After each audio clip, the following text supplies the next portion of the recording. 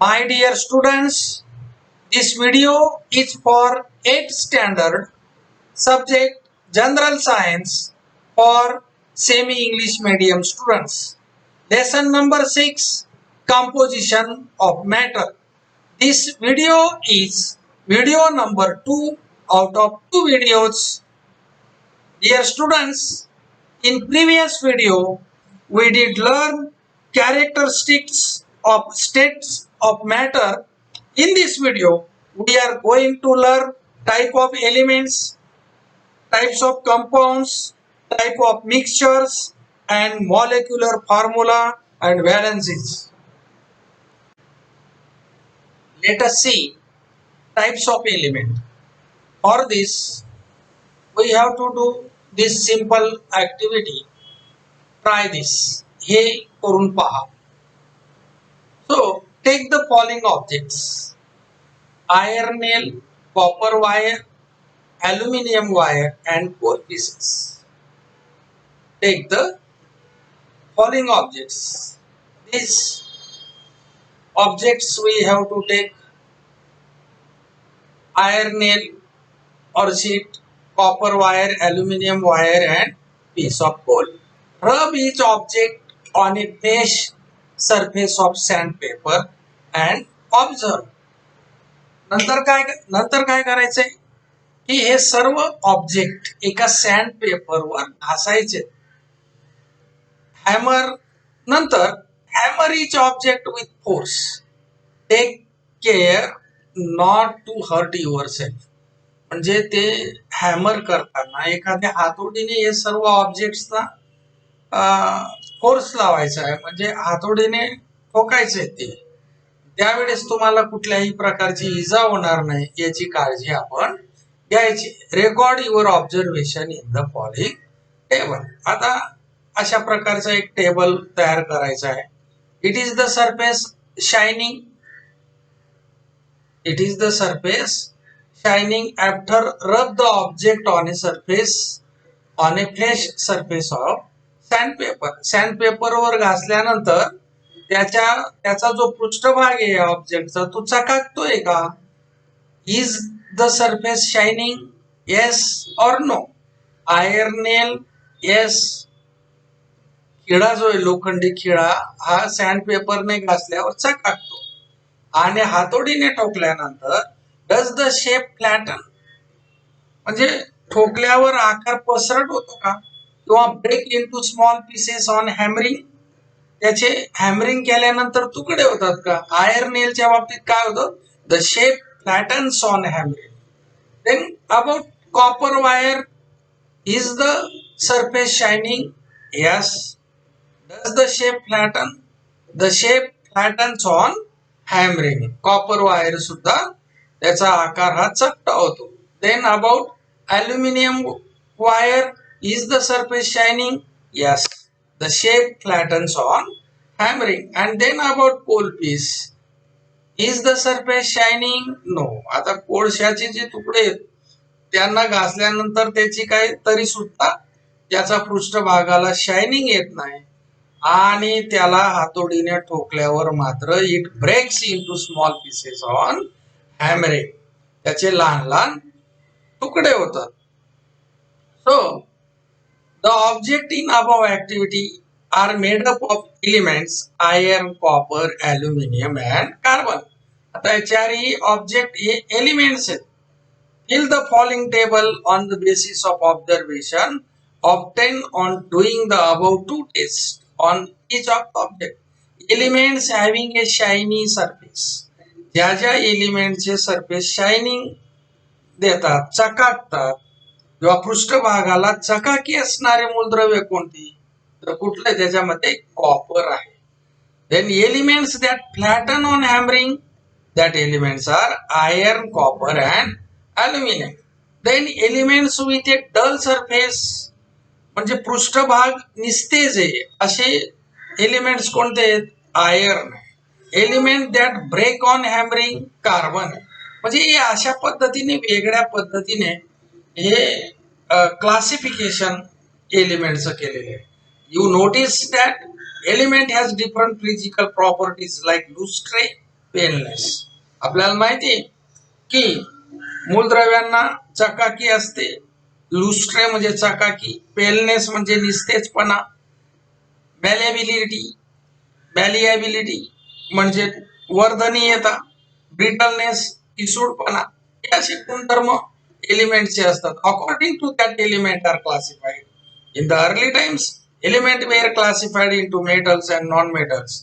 सुरुवातीच्या काळामध्ये धातू आणि अधातू, मेटल म्हणजे धातू, नॉन मेटल्स म्हणजे अधातू, अशा पद्धतीने एलिमेंटचं वर्गीकरण केलं होतं after invention of new elements. परंतु नंतर आणखी काही मूलद्रव्यांचा शोध लागल्यानंतर the type metalloid is discovered. The detail study of this type elements will be made in chapter metals and non metal. या मूलद्रव्यांची काही डिटेल जी माहिती आहे ही आपण धातू आणि अधातू या पाठामध्ये आपण अभ्यासणार आहोत. Now types of compound. Like as types of element, the concept types of compound we have to understand, and for this one experiment we have to do. This is the figure of this experiment. Look at this figure 6.4 experimental figure. In this figure, here is this burner, this is stand, this is evaporating dish, and it is camphor. म्हणजे कापूर आहे बघा. याच्यामध्ये एक प्रयोग करायचा आहे types of compound समजून घेण्यासाठी. So apparatus for this experiment is evaporating dish. बघा evaporating dish, tripod stand, हे tripod stand आहे, then burner etc. And chemicals, camphor, washing soda, blue vitriol, sugar, glucose. These are the chemical for use in this experiment. And urea.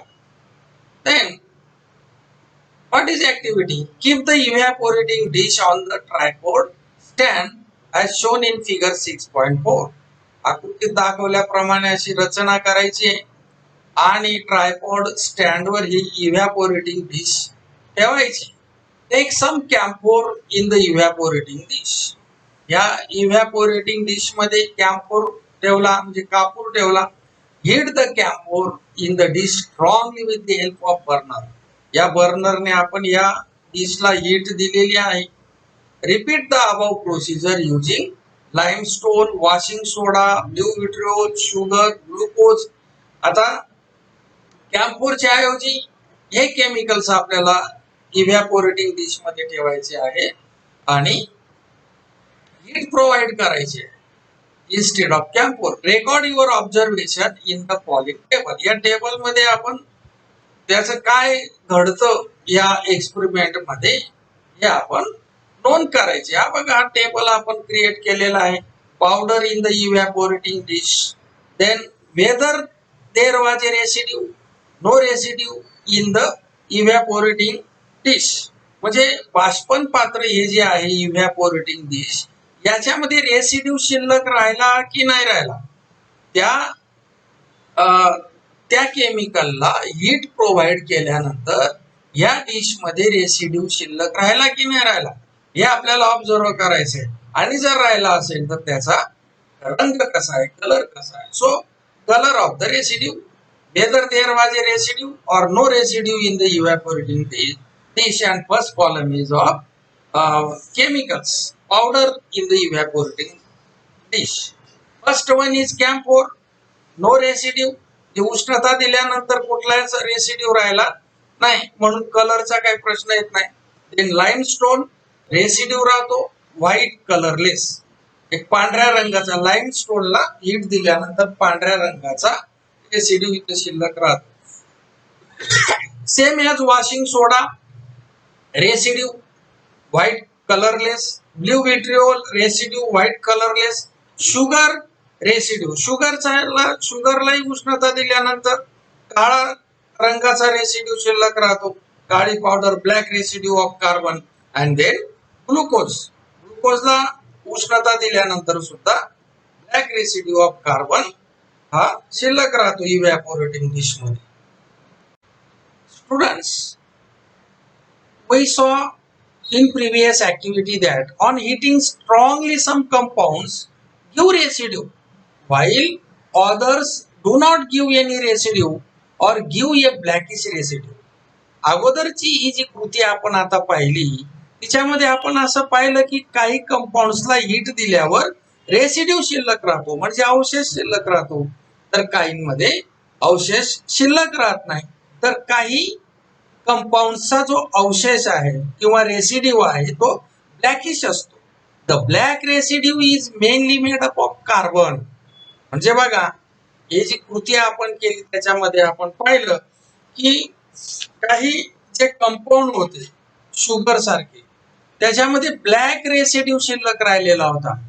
Black residue म्हणजेच carbon, म्हणजे तो black residue हा कार्बनचा बनलेला असतो.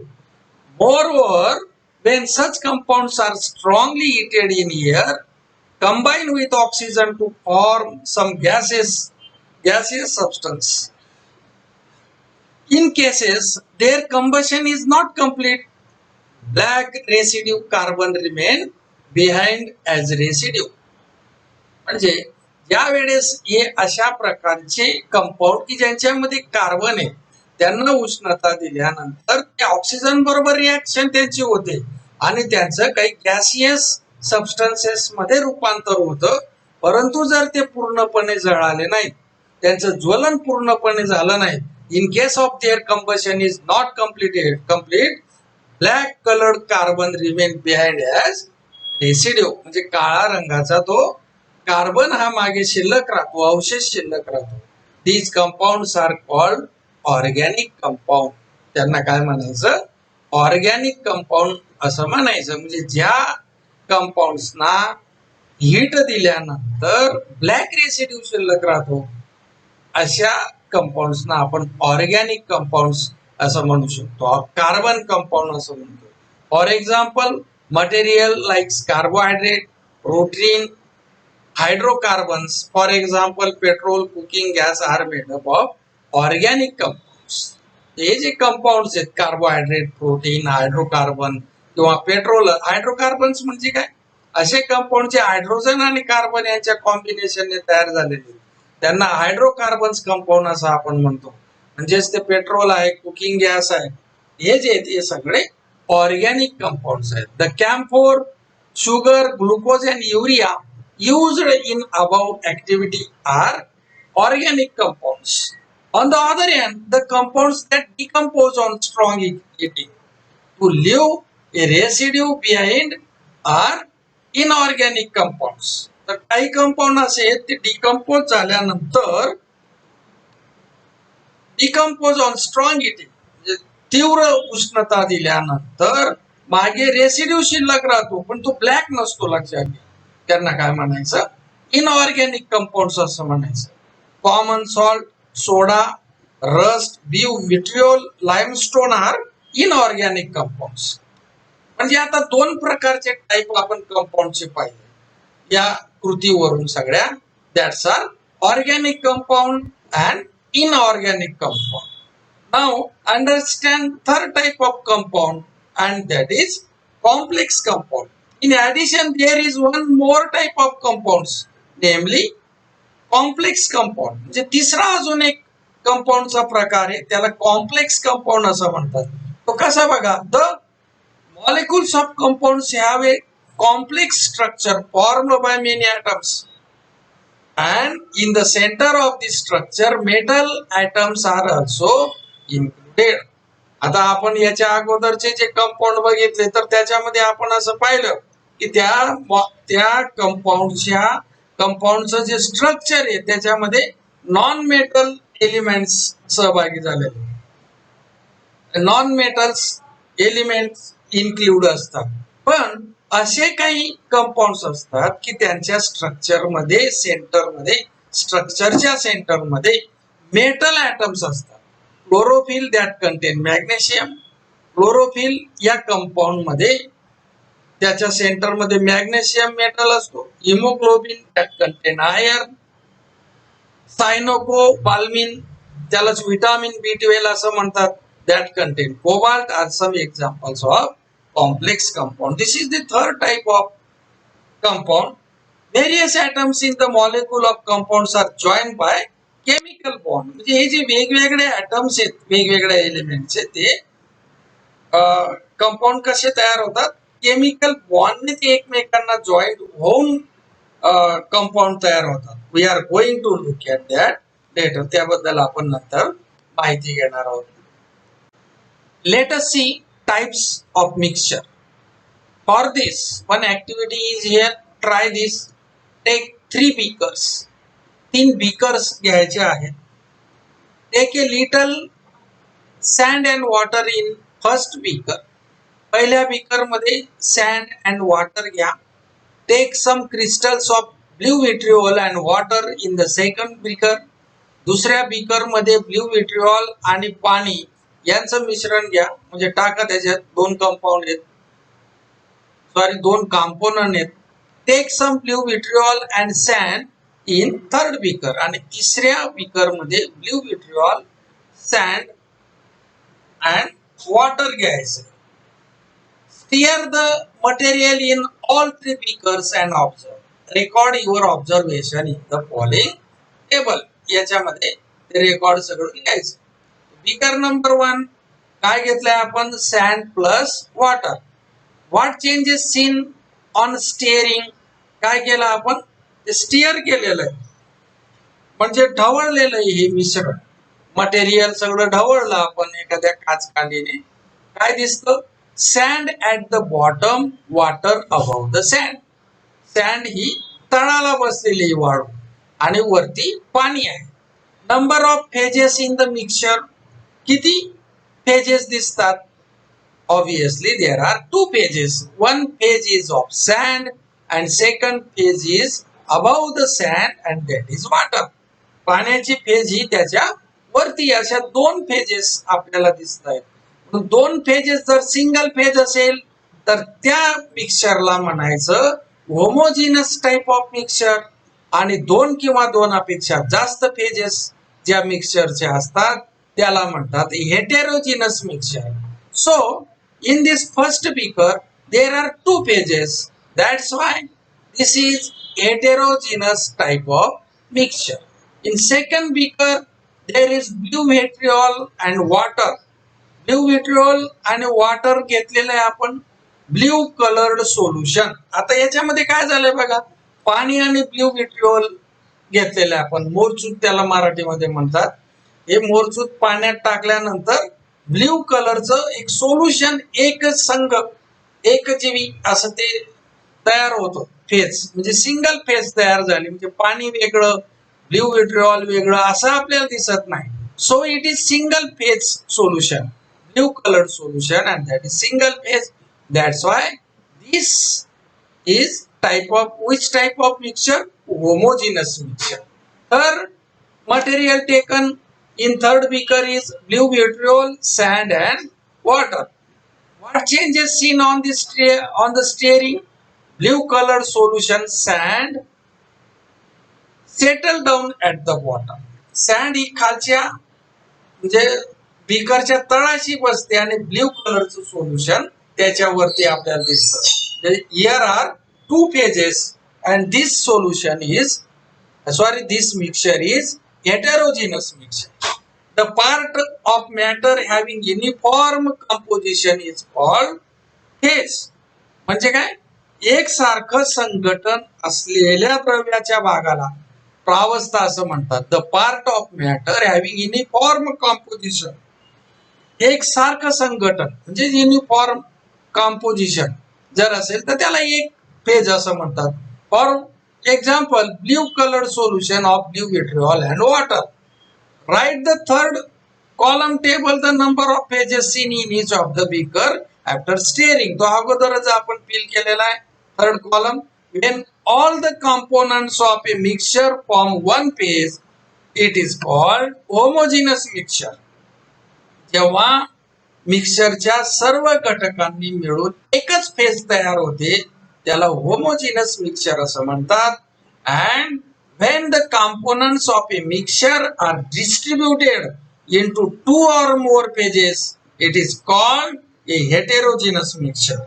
किंवा जेव्हा मिश्रणातील घटक दोन किंवा अधिक प्रावस्था होतात अशा मिश्रणाला काय म्हणतात? हेटेरोजिनस मिक्सचर असे म्हणतात. These are the two types of mixture we saw, heterogeneous and homogeneous mixture. Now see here carefully. Always remember, all the particles of a solid that stays together constitute a single phase. जर एका स्थायूचे एकत्रित असलेले सर्व कण त्यांनी मिळून एक single phase त्याला असं आपण म्हणतो. किंवा एका सॉलिडचे सर्व कण जर एका कंटेनर मध्ये असतील तर त्यालाही आपण सिंगल फेज असं म्हणतो. For example, a heap of stones, दगडांचा ढीग, याला आपण सिंगल फेज असं आपण म्हणतो. Then a liquid substance along with all the soluble substances dissolved in it together constitute a single phase. द्रवरूप पदार्थ व त्यात विरघळलेले सर्व द्रावणीय पदार्थ मिळून त्याला सुद्धा आपण एक सिंगल फेज असं म्हणणार. A liquid or all its drops present together or in the same container,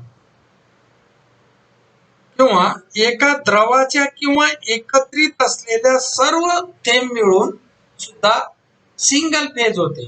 for example, rain drop. A liquids present together, म्हणजे आता लक्षात घ्या बघा, a liquids present together or in the same container but not mixed with each other constitutes separate phase.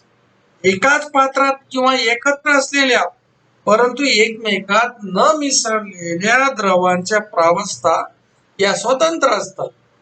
Then for example, oil and water, म्हणजे तेल आणि पाणी एकत्र केले पण ते मिक्स होतात का? नाही, म्हणून ते वेगवेगळ्या फेजेस आहेत. All the gases present together constitute a single phase. एकत्रित असलेल्या सर्व वायुरूप पदार्थ मिळून एकच प्रावस्था होते. For example, here now we have to do one activities. Try this. Take 3 beakers, then take 10 gram common salt in first beaker, 10 gram salt dust in the second beaker and 10 ml milk in third beaker. 3 beaker घ्यायचे. पहिल्या beaker मध्ये common salt, नेहमीचं आपलं मीठ पहिल्या beaker मध्ये, then dust म्हणजे लाकडाचा भुसा दुसऱ्या बीकर मध्ये, आणि 10 ml बीकर हे 10 ml दूध हे तिसऱ्या बीकर मध्ये घ्यायचं. Add 100 ml water to all the 3 beakers and stir. तिन्ही बीकर्स मध्ये 100 ml पाणी टाकून ते ढवळा. Which of the mixture shows separate water phase? आता कुठले बीकर हे सेपरेट फेज दाखवतो? आता फेज म्हणजे काय हे आपण शिकू. So place the 3 beakers in front of vertically held paper and pass A laser beam through the beaker from the opposite side. आता काय करायचंय? प्रत्येक बीकरच्या समोर एक उभा असा पेपर पकडायचा आहे आणि त्याच्या बीकरच्या विरुद्ध बाजूने, ज्या बाजूला पेपर आहे त्याच्या अपोजिट साइडने एक लेझर बीम सोडायचा. At the same time observe what appears on the paper in front of the beaker. पेपरवर तुम्हाला काय दिसतं ते आपल्याला निरीक्षण करायचंय. Also look at the beaker from the side. Arrange 3, then arrange 3 filtration. म्हणजे हे 2 ऑब्झर्वेशन करायचे आहेत बघा, लक्षात घ्या. दुसरं ऑब्झर्वेशन काय? गाळण प्रक्रियेसाठी लागणारी अरेंजमेंट करायची आहे. Arrange 3 filtration assemblies using conical flask, funnel and filter paper for doing filtration. Stir the mixtures in the 3 beakers and carry out filtration. आता तिन्ही जे मिक्सचर आहेत ते स्टिअर करा आणि फिल्ट्रेशन करायचं. Record all the observation in the following table. एक अशा पद्धतीचा 5 कॉलम असलेला पहिला column beaker, then component of picture, separate aqueous phase, seen or not seen, transparent opaque, and components are separated not separated by filtration. अशा प्रकारचा एक table तयार करायचा आहे आणि त्याच्यामध्ये ही कृती केल्यानंतरची माहिती या टेबलमध्ये फिलअप करायची आहे. Just we see activity. In that activity, we learn that there are two types of mixture, homogeneous mixture and heterogeneous mixture. According to the homogeneous mixture and heterogeneous mixture, there are again 3 types of mixture. Solution, second is suspension, and third type is colloid. Let us see. The first type of mixture is solution. A homogeneous mixture of 2 or more substances is called solution. 2 किंवा 2पेक्षा जास्त पदार्थांचे homogeneous mixture म्हणजे solution. In the first beaker in the above activity A homogeneous mixture of water and salt is form. अगोदर जी आपण activity पाहिली त्याच्यामध्ये आपण पाहिलं की पहिल्या बीकर मध्ये पाणी आणि मीठ यांचं एक जीव एक संघ असं मिक्सचर होतं म्हणजे होमोजिनस मिक्सचर होतं. It is called A salt solution. त्यालाच मिठाचं द्रावण किंवा साल्ट सोल्युशन असं म्हणतात. That component of solution which is present in the largest proportion is called solvent. That component of a solution which is present in the largest proportion is called solvent. म्हणजे solution मध्ये ज्या कॉम्पोनंटचं प्रमाण जास्त आहे त्याला solvent म्हणतात. And other components which are in less proportion than the solvent are called solutes. आणि solution मध्ये ज्याचं प्रमाण सॉल्व्हंट पेक्षा कमी आहे त्याला काय म्हणायचं, सोल्यूट असं म्हणायचं. The process of forming a solution by mixing solute in the solvent is called dissolution. Dissolution. The process of forming a solution by mixing solution by mixing solutes in a solvent is called dissolution. तर dissolution कशाला म्हणायचं, अशी प्रक्रिया की ज्याच्यामध्ये द्रावण तयार करत असताना सोल्यूट हे सॉल्व्हंट मध्ये मिक्स करण्याची जी प्रक्रिया आहे त्याला डिझोल्युशन असं म्हणतात. म्हणजेच मराठीत त्याला विरघळणे असं आपण त्याला म्हणतो. According to the state of the components solution can be of many types. The solutions such as sea water, blue vitriol dissolved in water, salt dissolved in water, sugar syrup are of the type solid in liquid. In addition to this, the solutions can also be of the types liquid in liquid. जे बघा solute आणि solvent कसं आहे त्याची state कोणती आहे याच्यावरून पुन्हा सोल्युशनचे प्रकार पडतात. म्हणजे sea water, blue vitriol dissolved in water, salt dissolved in water हे कसे सोल्युशन आहेत, हे सॉलिड इन लिक्विड आहेत. म्हणजे सोल्यूट ची स्टेट सॉलिड आहे आणि सॉल्व्हंट हे लिक्विड आहे. पुन्हा next type liquid in liquid. For example vinegar, dilute sulphuric acid, then gas in gas. For example, air, solid in solid. For example, alloys जे संमिश्र असतात like brass, steel, stainless steel, etc. The next type is according to the states of solute and solvent, gas in liquid. For example, chlorinated water, hydrochloric acid. Chlorinated water means असं पाणी की ज्याच्यामध्ये CO2 आहे किंवा chlorine आहे. Chlorinated water म्हणजे शुद्ध पाणी शुद्ध करण्यासाठी क्लोरीन त्याच्यात मिक्स केला जातो. That is gas in liquid. Then hydrochloric acid. Then the composition of the homogeneous mixture that is to say solution. The composition of a homogeneous mixture that is say to solution is uniform throughout the work. कसं असतं ते एक जिन्सी असतं, uniform असतं, एकसारखं असतं त्याच्यामध्ये. If solvent is a transparent liquid the solution is also transparent. जर solution is also transparent, solvent जर ट्रान्सपरंट असेल तर सोल्युशन सुद्धा ट्रान्सपरंट असतं. And it passes through a filter paper. आणि जर त्याला गाळण्याची प्रक्रिया केली तर ते सोल्युशन हे फिल्टर होतं, म्हणजे पूर्ण पास होतं फिल्टर पेपर मध्ये. Then next type of solution is suspension. In the second beaker in the above activity, a heterogeneous mixture of water and sawdust was formed. आपण जी ऍक्टिव्हिटी पाहिली त्याच्यामध्ये आपण पाहिलं की जी दुसरी बीकर आहे त्या दुसऱ्या बीकर मध्ये पाणी आणि लाकडाचा भुसा यांचं मिक्सचर होतं. आणि कसं होतं त्याच्यात दोन पेजेस होत्या. So that is heterogeneous mixture. It is a mixture of a liquid and a solid. Heterogeneous mixture of a liquid and a solid is called a suspension. This is the definition of heterogeneous suspension. Heterogeneous mixture of a liquid and a solid is called suspension. Liquid आणि solid यांचं heterogeneous मिक्सचरला म्हणायचं suspension. The diameter of the solid particle in a suspension is larger than 10⁻⁴ metre.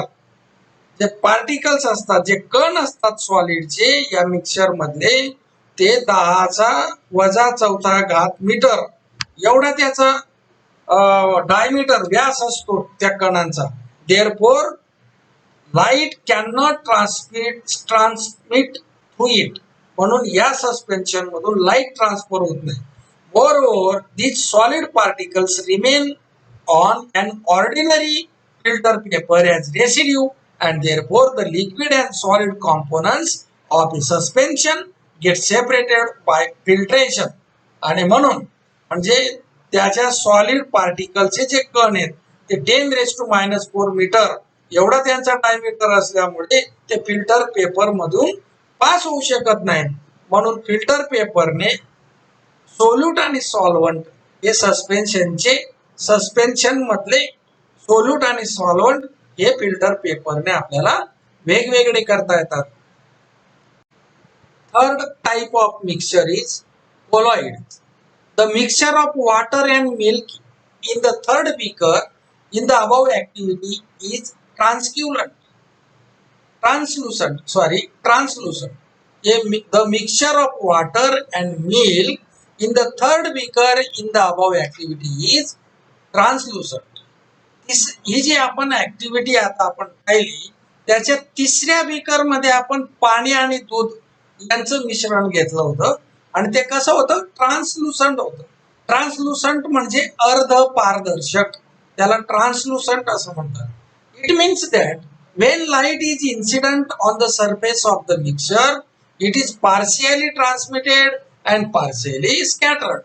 ज्या वेळेस आपण तो laser beam आपण त्याच्यावर टाकला या मिक्सचरवर त्यावेळेस काही लाईट हा ट्रान्सफर झाला, ट्रान्समिट झाला, तर काही स्कॅटर झाला, काही विखुरला.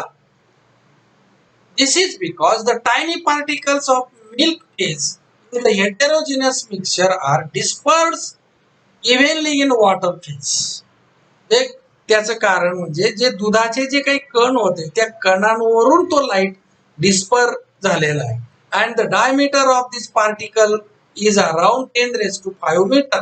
सच a heterogeneous mixture is called a colloid. हे अशा प्रकारचं जे मिक्सचर असतं त्याला कोलाइड असं म्हणतात. Collide. However, as the pores of an ordinary filter paper are larger than colloid, जे सर्वसामान्य जो फिल्टर पेपर आहे त्याचे जे छिद्र असतात पोर्स हे या कोलाइड पार्टिकल्स पेक्षा मोठे असतात. So the heterogeneous mixture can not be separated bye filtration. म्हणून फिल्टर पेपरने आपण हेटेरोजेनस मिक्सचर मधले कॉम्पोनंट्स हे वेगवेगळे करू शकत नाही. Milk is itself A colloid. दूध स्वतःच एक कोलॉइड आहे because in it the solid and liquid particles of protein fats, etc. having a diameter around 10 raised to minus 5 meter, the dispersed in the aqueous medium. याच्यामध्ये सुद्धा त्या द्रावणामध्ये पाण्यातल्या द्रावणात हे सगळे प्रोटीन वगैरे असतात आणि त्यांचा जो डायमीटर आहे तो 10 raised to minus 5 मीटर एवढा असतो. Apart from this there are some more types of colloids such as solid in gas, for example smoke. Smoke सुद्धा एक प्रकारचं कोलाइडचा प्रकार आहे. सॉलिड इन गॅस, स्मोक म्हणजे काय, धूर. Liquid in gas, for example fog म्हणजे धुकं, क्लाउड, ढग, etcetera. Let us understand compounds. तर कंपाऊंड म्हणजे काय हे आपण समजून घेऊया. While studying matter, we have seen that element is a type of matter having the simplest composition. आपण मॅटर म्हणजे काय याचा अभ्यास करताना आपण पाहिलं की एलिमेंटचं जे संघटन आहे, कंपोजिशन आहे, हे अतिशय साधं आहे. On inspection of the composition of the types compound and mixture, it is learn that they are form from 2 or more units. तर बघा, एलिमेंटचं संघटन साधं आहे, पण ज्या वेळेस आपण कंपाऊंड आणि मिक्सचरचं इन्स्पेक्शन करतो किंवा त्याचा अभ्यास करतो त्यावेळेस आपल्या लक्षात येतं की कंपाऊंड आणि मिक्सचर हे 2 किंवा 2पेक्षा जास्त घटकांपासून तयार झालेलं आहे. On inspection of the composition of the types compound and mixture, it is learn that they are form from 2 or more units. Whether these units are, this is very important sentence, whether these units are in a joined state with each other or separate decides whether the matter is a compound or a mixture. म्हणजे मग compound आणि mixture ज्या ज्या units पासून तयार झालेले आहेत ते युनिट्स एकमेकांना जॉईंट आहेत की सेपरेट आहेत याच्यावरून तो मॅटर कंपाऊंड आहे की मिक्सचर आहे हे ठरतं. आपल्याला त्याचं उत्तर माहिती आहे. If the units are joined state, it is compound, and if it is separate from each other, then it is a mixture. त्याचे युनिट जर जॉईंट असतील तर त्याला आपण कंपाऊंड असं म्हणतो, आणि जर युनिट जॉईंट नसतील, सेपरेट असतील तर त्याला आपण मिक्सचर असं म्हणतो. Now we have to do this activity. Take 2 evaporating dishes. 2 बाष्पन पात्र घ्यायचे. Take 7 gram iron filing in the first dish and 4 gram sulfur in second dish. बघा, या ऍक्टिव्हिटी मध्ये 2 डिश घ्यायचे आहेत.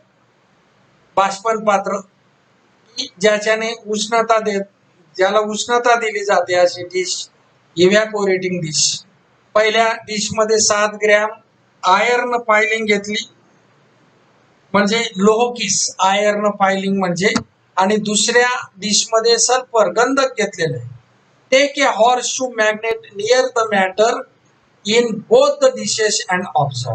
तर पहिली ऍक्टिव्हिटी काय केली, दोन्ही डिशेस जवळ आपण एक हॉर्सशू मॅग्नेट हा त्याच्या जवळ नेला, चुंबक नेला, नालाकृती चुंबक हॉर्सशू मॅग्नेट म्हणजे त्या दोन्ही डिशच्या जवळ नेला आणि काय घडतं, काय क्रिया होते त्याचा ऑब्झर्वेशन केलं. Transfer the entire iron filing from the first dish to the second. नंतर काय केलं बघा, पहिल्या डिश मध्ये जे लोहकिस आहे ते दुसऱ्या डिश मध्ये आपण टाकून दिलं, जे सल्फर मध्ये मिक्स केलं. Stir with a glass rod and observe by taking a horseshoe magnet near the matter. नंतर हे दोन्ही मॅटर मिक्स केल्यानंतर हॉर्सशू मॅग्नेट पुन्हा त्या डिश जवळ नेला. Also observe the colour of the matter. Observation केलं, त्या मॅटरचा कलर कोणता आहे त्याचं निरीक्षण केलं. Now heat the matter in the second dish for a while and let it cool. नंतर त्या दुसऱ्या डिशला ज्याच्यामध्ये लोहकिस आणि सल्फर यांचं मिक्सचर आहे त्याला आपण हीट दिलं, उष्णता दिलेली, आणि त्याला नंतर थंड होऊ दिलं. नंतर observe the colour change if any in the matter and observe whether there is any effect of the horseshoe magnet on it. आता उष्णता दिल्यानंतर आपण पुन्हा चुंबक पट्टी किंवा हा नालाकृती चुंबक आपण त्या डिश जवळ नेला आणि पुन्हा ऑब्झर्वेशन केलेलं आहे. Record all the observation in the following table. हा एक टेबल आहे, याच्यामध्ये सगळं जे ऑब्झर्वेशन्स आपण केलेले आहेत ते याच्यामध्ये मेन्शन केलेत. दिस first column is of action, second is color of matter, and third column is of effect of horseshoe magnet. Action first, iron filing and sulfur were mixed in the dish. एका dish मध्ये लोह किस आणि sulphur एकत्र केले. Colour of matter black and yellow. Effect काय झाला horseshoe मॅग्नेटचा? The magnet attracts iron filing from the mixture. त्या मिक्सचर मधून जे आयर्न फायलिंग होती, लोह किस होता, त्याला त्याने मॅग्नेटने आकर्षित केलं. Thus iron filings and sulphur powder can be separated by physical process. म्हणजे या कृतीमध्ये आपण आयर्न फायलिंग आणि सल्फर हे आपण भौतिक पद्धतीने वेगवेगळे करू शकतो. Then second action is iron filing and sulphur in the dish were heated together. दोघांना आपण उष्णता दिली एकत्र करून. Then colour is change. Only black colour is appear after heated together. Then what is the effect of horseshoe magnet? A compound iron sulfide is formed. आता याला heat केल्यामुळे ते फक्त सल्फर राहिलं नाही किंवा आयर्न राहिलं नाही, तर ते कंपाऊंड फॉर्म झालेलं आहे आयर्न सल्फाइड नावाचं. या magnet has no effect on iron sulphide. मग यानंतर कंपाऊंड जे तयार झालेलं आहे, फॉर्म झालेलं आहे, त्याच्यावर या मॅग्नेटचा कुठलाच परिणाम हा होत नाही. In the above activity, on testing the matter obtained by mixing iron filing and sulfur with horseshoe magnet, it was found that the resulting matter was a mixture of iron and sulfur and possessed the properties of both the components. तर वरती ही जी activity आपण अगोदर केली जस, त्याच्यामध्ये आपल्याला असं दिसून आलं की आयर्न फायलिंग आणि सल्फर यांच्या मिक्सचर जवळ आपण ज्या वेळेस हॉर्सशू मॅग्नेट नेला त्यावेळेस त्यांचे जे प्रॉपर्टीज आहेत त्या कायम राहिल्या. Properties of both component. Some particles were yellow. काही पार्टिकल हे येलो होते. They were of sulphur. ते गंधकाचे होते. Some particles were black. They were iron particles. The properties of iron particles to get attracted towards magnet was unchanged. In the other words, the component iron and sulfur were in free state in that matter. म्हणजे बघा तो जो matter आहे पहिल्या वेळेचा तो कसा आहे, फ्री स्टेट मध्ये त्यांचे जे कॉम्पोनंट्स आहेत आयर्न आणि सल्फर त्यांच्या प्रॉपर्टी कायम आहेत. म्हणजे चुंबक लोखंडाला आकर्षित करतो, ते दोन्ही मिक्स केल्यानंतर सुद्धा चुंबकाने लोह किसला आकर्षित करून घेतलं. म्हणजे लोखंड जे आयर्न फायलिंग आहे त्याच्या प्रॉपर्टीज बदलल्या नाहीत. But on the contrary, when iron filing and sulfur were heated together and cooled, there were no effect of magnet and the characteristic yellow color of sulfur also disappear. परंतु ज्या वेळेस या मिक्सचरला उष्णता दिली त्याच्यानंतर मात्र सल्फरचा जो पिवळा रंग होता तो डिसअपियर झाला आणि आयर्नवर जो इफेक्ट मॅग्नेटिक इफेक्ट होत होता तो पण होत नव्हता. From this we understand that the matter formed in the above activity is different from the original components. याचा अर्थ काय झाला की या कृतीमधून जो सबस्टन्स तयार झालेला आहे किंवा जो मॅटर तयार झालेला आहे तो पहिले जे ओरिजिनल दोन मॅटर आहेत त्यांच्यापेक्षा वेगळा आहे. A chemical combination took place between iron and sulfur due to heating in the above activity. याचा अर्थ काय झाला, यांच्यामध्ये आयर्न फायलिंग म्हणजे आयर्न आणि सल्फर यांच्यामध्ये केमिकल कॉम्बिनेशन झालं, रासायनिक संयोग झाला असा याचा अर्थ होतो. The atom of iron and sulphur became joined by chemical bond to form molecules of a new compound.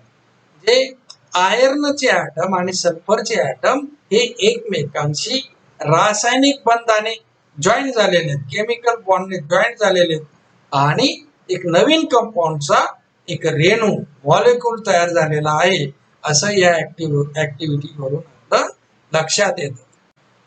Late us see the concept molecular formula and valency. There is a definite proportion of the constituent elements in a compound. Compound मध्ये जे जे element असतात त्यांचं प्रमाण हे ठरलेलं असतं, ठराविक असतं. Certain number of the atom of the constituent elements are join to each other in a molecule of a compound.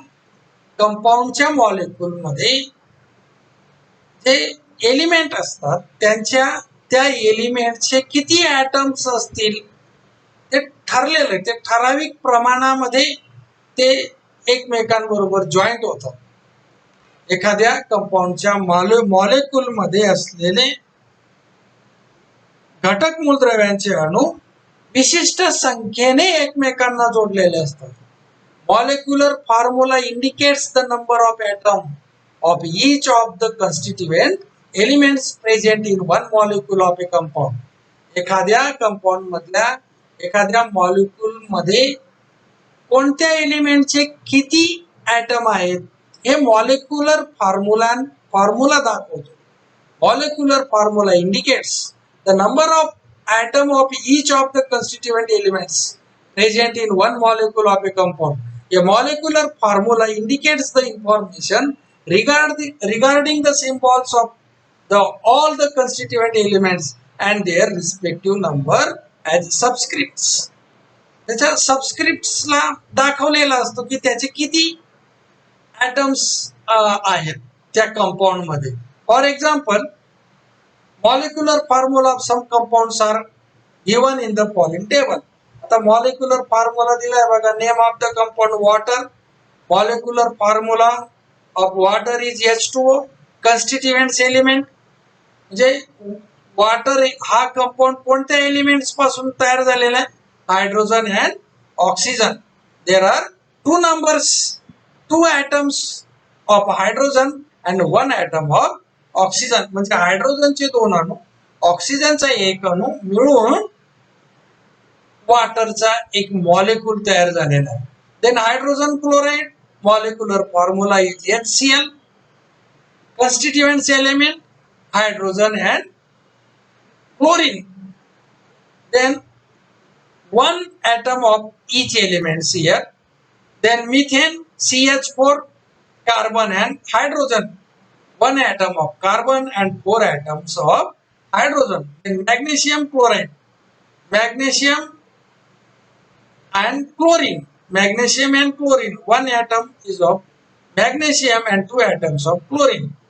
We have seen the relationship between molecular formula and the number of atoms of various elements in molecules. आता या उदाहरणांमध्ये आपण पाहिले की molecular formula मधले जे number of item आहेत त्याचा याचा काय संबंध आहे? The ability of joining to another atom with a chemical bond is a chemical property of each atom. प्रत्येक ॲटमची एक प्रॉपर्टी की दुसऱ्या ॲटम बरोबर त्याची संयोग पावण्याची क्षमता, रासायनिक बंधाने संयोग पावण्याची क्षमता असते. ही प्रत्येक ॲटमची एक property. This ability is indicated by a number and this number is called valency of that atom. ही जी ॲबिलिटी ती नंबरने दाखवली जाते आणि तो नंबरलाच काय म्हणतात? व्हॅलन्सी असं म्हणतात. संयोग पावण्याची क्षमता. किती नंबर ऑफ ॲटमने तो संयोग पावेल दुसऱ्या ॲटम बरोबर ती क्षमता, त्या नंबरला म्हणतात व्हॅलन्सी असं म्हणतात. And atom forms as many chemical bonds with other atoms as its valency. मग त्याच्या व्हॅलन्सी प्रमाणे तो रासायनिक बंधाने दुसऱ्या ॲटम बरोबर संयोग पावतो. Generally valency of an element remain constant in its various compound. वेगवेगळ्या कंपाऊंड्स मध्ये त्या त्या एलिमेंटची व्हॅलन्सी ही कायम राहते.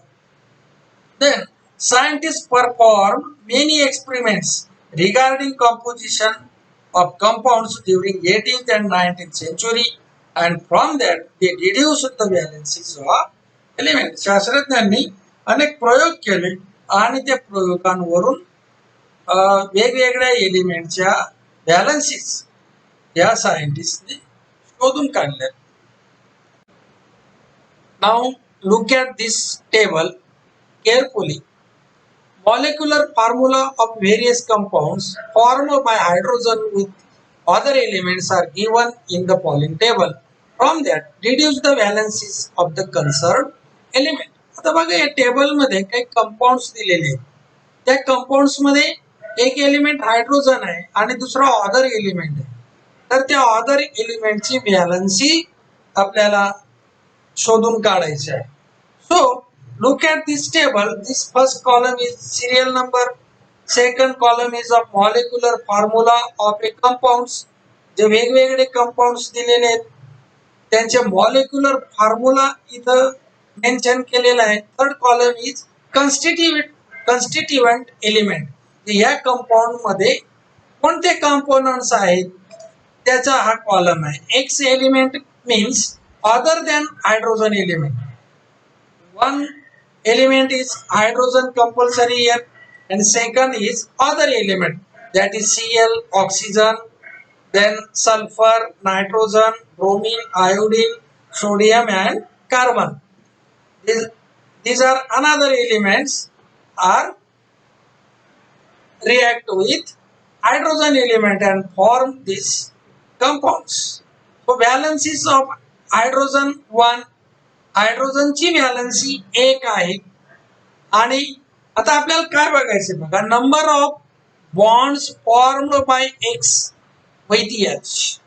त्या हायड्रोजन बरोबर एक्स या एलिमेंटने किती बॉन्ड तयार केले हे आपल्याला फॉर्म करायचे. आता बघा हा जो हायड्रोक्लोरिक ऍसिड आहे याच्यामध्ये हा जो क्लोरीन एलिमेंट आहे या क्लोरीन एलिमेंटने याच्या एक ॲटमने हायड्रोजन बरोबर एक बॉन्ड तयार केलेला आहे बघा. आणि एक बॉन्ड क्लोरीनने हायड्रोजन बरोबर कंपाऊंड तयार होताना एक बॉन्ड तयार केला म्हणून त्याची व्हॅलन्सी 1 आहे. आता सेकंड एक्झाम्पल बघा, H2O. H2O मध्ये या ऑक्सिजनच्या एका ॲटमने हायड्रोजनच्या 2 ॲटम बरोबर त्याचा संयोग झालेला आहे बघा, कॉम्बिनेशन झालेलं आहे. H2 म्हणजे काय, हायड्रोजनचे 2 ॲटम आणि हा सिंगल O आहे म्हणजे ऑक्सिजनचा एक ॲटम आणि हायड्रोजनचे 2 ॲटम यांचं कॉम्बिनेशन होऊन पाण्याचा एक मॉलिक्यूल तयार झालेला आहे. मग याच्यामध्ये ऑक्सिजनच्या एका ॲटमने हायड्रोजनच्या 2 ॲटम बरोबर संयोग केलेला आहे. मग 2 ॲटम बरोबर संयोग करण्यासाठी त्याला 2 बॉन्ड फॉर्म करावे लागते हायड्रोजन बरोबर. म्हणजे इथं काय केलेलं आहे, ऑक्सिजनच्या अणूने हायड्रोजनच्या 2 अणूंबरोबर 2 बॉन्ड तयार केलेले. एका अणू बरोबर एक बॉन्ड आणि दुसऱ्या अणू बरोबर दुसरा बॉन्ड. म्हणजे number of bonds formed by X with hydrogen are 2. म्हणजे 2 बॉन्ड तयार केले ऑक्सिजनने हायड्रोजन बरोबर या उदाहरणामध्ये, म्हणून ऑक्सिजनची व्हॅलन्सी 2 आहे. Now H2S. आता बघा H2S चं सेम एक्झाम्पल आहे हायड्रोजन सल्फाइड. हायड्रोजन सल्फाइड मध्ये सल्फर हा एक ॲटम आहे, त्याने हायड्रोजनच्या 2 अणूंबरोबर 2 बॉन्ड तयार केले म्हणजे एका ॲटम बरोबर एक बॉन्ड. म्हणून 2 हायड्रोजनच्या 2 ॲटम बरोबर सल्फरने 2 बॉन्ड तयार केले म्हणून इथं 2 नंबर आला, व्हॅलन्सी 2 आली. नंतर बघा अमोनिया. अमोनियामध्ये एक हायड्रोजन एलिमेंट आहे आणि दुसरा जो एलिमेंट आहे तो नायट्रोजन आहे. इथं नायट्रोजनच्या एका अणूने हायड्रोजनच्या 3 अणूंबरोबर बॉन्ड फॉर्म केलेला आहे. म्हणजे बॉन्डची संख्या नायट्रोजनने तयार केलेल्या बॉन्डची संख्या किती आहे, 3 आहे. म्हणून नायट्रोजनची व्हॅलन्सी 3 आहे. तसंच हायड्रोजन ब्रोमाइड त्याच्यामध्ये एक एक बॉन्ड आहे बघा. ब्रोमिनने हायड्रोजनच्या एकाच अणू बरोबर एक बॉन्ड तयार केला, व्हॅलन्सी 1. तसंच hydrogen iodide, then sodium hydride म्हणायचं याला. NaH चा उच्चार कसा करायचा? Sodium hydride. And this is methane. Methane मध्ये काय आहे बघा, कार्बनने हायड्रोजनच्या 4 अणूंबरोबर बॉन्ड तयार केलेले. ते कार्बनने हायड्रोजन बरोबर संयोग पावताना 4 बॉन्ड तयार केले. हे 4 बॉन्ड म्हणून कार्बनची व्हॅलन्सी 4. म्हणजे अशा पद्धतीने हा टेबल आपण फिल केलेला आहे. Let us see cross multiplication method for writing the molecular formula of simple compounds. Cross multiplication मेथडचा उपयोग करून साध्या संयुगांचा मॉलिक्युलर फॉर्म्युला कसा लिहायचा हे आता आपण बघूया. Valencies of the constituent elements can be deduced from the known molecular formula of a compound. जे कंपाऊंडचा मॉलिक्युलर फॉर्म्युला जर माहिती असेल तर त्याच्यापासून आपल्याला व्हॅलन्सीज या ओळखता येतात. The basis for this is the univalency of hydrogen. यासाठी हायड्रोजनची संयुजा एक आहे, हा आधार आहे. On the other hand the molecular formula of a compound can be written from the known valencies of the constituent elements by the method of cross multiplication. तसंच या उलट जर आपल्याला व्हॅलन्सी माहिती असेल तर क्रॉस मल्टिप्लिकेशनचा वापर, मेथडचा वापर करून आपल्याला मॉलिक्युलर फॉर्म्युला लिहिता येतो. तो कसा लिहिता येतो ते आता आपण पाहूया. Cross multiplication method for writing the molecular formula of a simple compound. For example of carbon dioxide. आता कार्बन डायऑक्साइडचा molecular formula cross multiplication method वापरून कसा लिहायचा हे आपण एक उदाहरण बघूया. Step 1. Write the symbols of constituent elements. Which are the constituent elements of carbon dioxide? Carbon and oxygen. The symbol of carbon is C and symbol of oxygen O. त्यांचे जे सिम्बॉल आहेत कन्स्टिट्युएंट्स एलिमेंटचे ते आपण अशा पद्धतीने लिहून घेतले. Carbon dioxide मध्ये कार्बन आणि ऑक्सिजन हे कन्स्टिट्युएंट एलिमेंट्स आहेत. त्यांचे आपण सिम्बॉल C, कार्बनचा सिम्बॉल C, ऑक्सिजनचा सिम्बॉल O अशा पद्धतीने पहिल्या स्टेप मध्ये लिहून घेतलं. Then second step is to write the valency below the respective element. आता कार्बनची व्हॅलन्सी 4 आहे, ती C च्या खाली कार्बनच्या सिम्बॉलच्या खाली अशा पद्धतीने लिहायची. O ची व्हॅलन्सी 2 आहे, ती अशा पद्धतीने O च्या खाली 2 लिहिला. या पद्धतीने त्यांच्या व्हॅलन्सीज लिहून घेतल्या. In third step the cross multiply to obtain the number of atom of the constituent element in the molecule of the compound. आता त्यांचं दोघांचं म्हणजे बघा 4 च्या खाली C च्या खाली 4 लिहिलाय, O च्या खाली 2 लिहिलाय. तर अशा प्रकारे क्रॉस मल्टिप्लिकेशन बाणांनी दाखवायचं आहे. C हा 2 कडे बाण दाखवायचा, O चा बाण हा 4 कडे. या पद्धतीने हा क्रॉस आपण अशा पद्धतीने केलेला आहे. So fourth step to write the formula of the compound obtained by cross multiplication. आता म्हणजे C चे 2 ॲटम आणि O चे 4 ॲटम आहेत. म्हणजे O ला C च्या सबस्क्रिप्टला 2 लिहायचा, O च्या सबस्क्रिप्टला 4 लिहायचा. म्हणजे अशा पद्धतीने C2O4 हा आपल्याला काय मिळाला, मॉलिक्युलर फॉर्म्युला मिळाला. आता 5व्या स्टेप मध्ये काय करायचंय बघा. Step 5 to write the final molecular formula of the compound, the number of constituent atom in the final molecular formula should be the smallest possible whole number. For getting this, divide the formula of 10 in step 4 by suitable number. So, formula obtained by cross multiplication C2O4, final molecular formula obtained by dividing by 2. आता बघा आपलं 4थ्या step मध्ये C2O4 आलेला आहे आणि molecular formula हा possible smallest possible whole number असला पाहिजे. म्हणून हा 2 आणि हा 4 या दोघांना अशा समान संख्येने भागायचं की जेणेकरून हा कमीत कमी स्मॉल होल नंबर येणार आहे. म्हणून 2 आणि 4 ला जर 2 ने भागितलं तर 2/2 1 आणि 4/2 2 या पद्धतीने CO2 असा फॉर्म्युला आपल्याला मिळतो. म्हणून final molecular formula obtain by dividing by 2CO2 म्हणजे अशा पद्धतीने आपल्याला कन्स्टिट्युएंट एलिमेंट माहिती असतील आणि त्यांच्या व्हॅलन्सीज जर आपल्याला माहिती असतील तर आपल्याला त्यापासून तयार होणारा जो कंपाऊंड आहे त्या कंपाऊंडचा मॉलिक्युलर फॉर्म्युला या पद्धतीने लिहिता येतो. Then pairs of elements and their valencies are given in the following table. Pairs of element and their valencies. आता हे पेयर्स दिलेल्या आहेत एलिमेंटच्या आणि त्यांच्या व्हॅलन्सीज दिलेल्या आहेत. Use them logically to deduce the molecular formula of the compounds form from the pairs and write them in the last column. आता याच्यामध्ये या व्हॅलन्सीजचा उपयोग करून आपल्याला मॉलिक्युलर फॉर्म्युला लिहायचा आहे. बघा CH कार्बनची व्हॅलन्सी 4, हायड्रोजनची 1. याचा अशा पद्धतीने क्रॉस मल्टिप्लिकेशन केलं म्हणून CH4 अशा पद्धतीने मॉलिक्युलर फॉर्म्युला डिड्यूस झाला. Then NH the valency of nitrogen is 3, valency of hydrogen is 1.